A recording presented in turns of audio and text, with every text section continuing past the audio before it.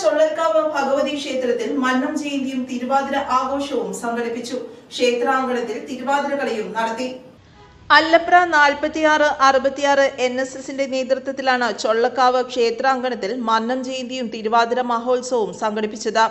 NSS കരയോഗം president Subhash, secretary Sreeraj, വനിതാ സമാജം പ്രസിഡന്റ് നിഷ, സെക്രട്ടറി ലളിത, ക്ഷേത്രം മാതൃസമിതി അംഗങ്ങളായ രമണി, രജനി, രതി, ലത എന്നിവർ നേതൃത്വം നൽകി.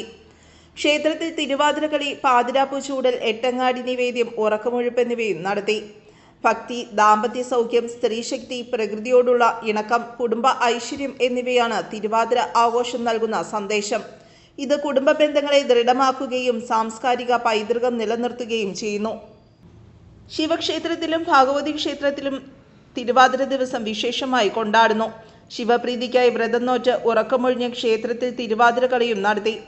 കന്യകമാരും അമ്മമാരും ബാലകമാരും ഉറക്കളിച്ച് തിരുവാതിര കളിയിൽ പങ്കെടുത്ത ചുവടുകൾ വെച്ചു.